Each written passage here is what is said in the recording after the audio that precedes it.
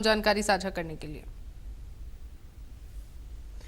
और अब पंचकुला से अगली खबर, जहां बर्थडे पार्टी में अंधाधुंध फायरिंग हुई है। पिंजौर के एक निजी होटल में गोलियां चली। फायरिंग में 2 युवकों और 1 युवती की मौत हो गई। तीनों मृतक दिल्ली के रहने वाले हैं। पुलिस गैंगवॉर से जोड़कर इस पूरे मामले को देख रही है। ये बड़ी खबर आपको बता दें, फायरिंग में 2 युवकों और युवती की मौत हुई है। इस पूरे मामले को पुलिस गैंगवॉर से जोड़कर देख रही है। हरियाणा के पंचकुला में रविवार रात को एक युवती और 2 लड़कों की गोली मारकर हत्या कर दी गई।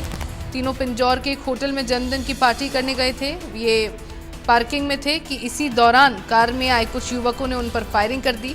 2 मृतक मामा भांजे बताए जा रहे हैं और उनमें से एक पर पहले भी आपराधिक केस दर्ज थे। पुलिस छानबीन में लगी है और मामला गैंगवॉर का माना जा रहा है। अब जब ये पार्टी करने आए थे होटल में, तो आसपास के लोगों का ये कहना है कि जो बदमाश थे, जो फायरिंग करने वाले आरोपी हैं, वो सफ़ेद गाड़ी में आए थे और फायरिंग करके यहाँ से फरार हो गए। एक शख्स को लगभग 7 से 8 गोलियां लगी हैं इनमें से, और 2 युवक हैं, 1 युवती है। युवती के सीने में गोली लगी है और बर्थडे पार्टी में अंधाधुंध फायरिंग ये हुई है। पंचकुला से बड़ी खबर आपको बता रहे हैं।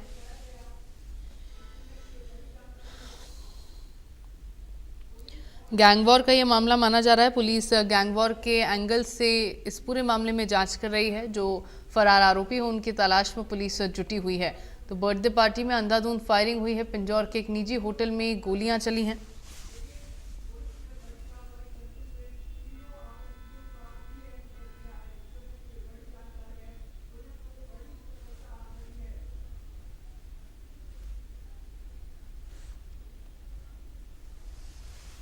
और खबर पर ज्यादा जानकारी के साथ मेरे साथ संवाददाता साक्षी शर्मा एक बार फिर से जुड़ गई हैं। साक्षी, क्या ये पूरा मामला रहा? बर्थडे पार्टी करने कुछ लोग जाते हैं, सेलिब्रेशन के दौरान वहां पर कुछ बदमाश आ जाते हैं और फिर अंधाधुंध फायरिंग करते हैं और इनकी मौत हो जाती है।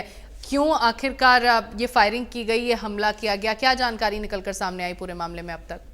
जी बिल्कुल, देखिए पंचकुला जिले के आउटस्कर्ट्स में जिले के जो एक गुड्स कोटिया क्षेत्र स्थित एक रेस्टोरेंट की पार्किंग में आपको बता दें कि रविवार देर रात फायरिंग की घटना में दिल्ली के रहने वाले 3 लोगों की मौत हो गई। और बता दें कि मृतकों की पहचान 31 वर्षीय विक्की, 28 वर्षीय विनीत और 20 वर्षीय निया के रूप में हुई है। और पुलिस के अनुसार फिलहाल जो मामला सामने आया है कि 3 युवकों में से 2 ने पिस्तौल से ताबड़तोड़ फायरिंग की और उसके बाद जो विक्की है उस पर 7-8 गोलियां चलाई गई, जबकि विनीत को सिर में और निया को छाती में गोली लगी। और घटना के तुरंत बाद तीनों को सेक्टर 6 स्थित सरकारी अस्पताल में ले जाया गया, जहां डॉक्टरों ने उन्हें मृत घोषित कर दिया।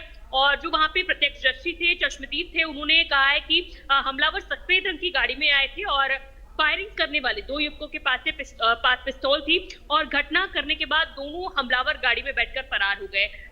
पुलिस को जैसे ही इस पूरे मामले की सूचना मिली, फायरिंग की सूचना मिली, उसके बाद मौके पर पुलिस पहुंची और जांच और तफ्तीश जो है पूरे मामले में शुरू की। अधिकारियों ने फिलहाल जो जानकारी दी है उसमें यही बताया है कि हत्या के पीछे रंजिश का जो संदेह है वो कहीं ना कहीं बताया जा रहा है, लेकिन फिलहाल जांच के बाद ही जो पूरी स्थिति है वो साफ हो पाएगी। फिलहाल पूरे इलाके में घटना के बाद से दहशत का माहौल है और पुलिस ने रेस्टोरेंट के आसपास के इलाकों की सीसीटीवी फुटेज भी खंगालने शुरू कर दी है और मृतकों के परिवार को सूचना देकर आगे की कार्रवाई अभी जो है वो पुलिस ने शुरू कर दी है, क्योंकि दिल्ली से आए हुए लोग यहाँ पर एक रेस्टोरेंट में पार्टी कर रहे थे, तो दूसरे ग्रुप को किस तरह उसकी जानकारी लगी, तो वही तो इसीलिए कहीं ना कहीं एक गैंग वॉर या फिर एक रंजिश के एंगल से पुलिस प्रथम दृष्टया इस पूरे मामले की जांच कर रही है। और फिलहाल जांच और तफ्तीश में आगे और जो खुलासे होंगे उसके बाद ही पता लग पाएगा कि आखिर घटना के पीछे की असली वजह क्या रही। बिल्कुल, लेकिन अब पुलिस के ओर से सुरक्षा को लेकर साक्षी क्या कुछ कहा जा रहा है? क्योंकि टारगेट ये तीनों थे, इन पर फायरिंग की गई। अगर टारगेट से हटकर किसी और को गोली वहां पर लग जाती या फिर कोई और घायल होता, उसकी सुरक्षा की गारंटी कैसे होती? और लगातार पिछले बार भी कई बार देखा गया कि इस तरह से खुले में गोलीबारी हो रही है, एक दूसरे पर हमला किया जा रहा है। और अब सवाल सबसे बड़ा यही खड़ा होता है कि क्या गैंग वॉर इतनी ज्यादा बड़ी हो गई है कि पुलिस का जो पहरा है वो भी किसी काम का नहीं रहा है यहाँ पर? जी बिल्कुल, आपने ठीक कहा। पंचकूला में इस तरह की जो घटनाएं हैं वो पिछले दिनों में काफी बड़ी हैं और क्लब्स के बाहर और खासतौर से रेस्टोरेंट्स के बाहर जो देर रात तक संचालित होते हैं उनके बाहर इस तरह की जो घटनाएं हैं वो देखी जाने को मिली है पिछले दिनों में कई। वैसी स्थिति में पुलिस जो है उन्हें कड़े निर्देश और नियम जो है उसका पालन जरूर करना होगा, सख्ताई भी बरतनी होगी ताकि इस तरह की चीजें जो है इन्हें ज्यादा बढ़ावा ना मिले। जहां तक कल की घटना की बात है, जैसे कि आपने सवाल उठाया कि किसी और को भी गोली लग सकती थी, ऐसे में कहीं ना कहीं सुरक्षा का जो प्रश्न चिन्ह है वो जरूर बना हुआ है।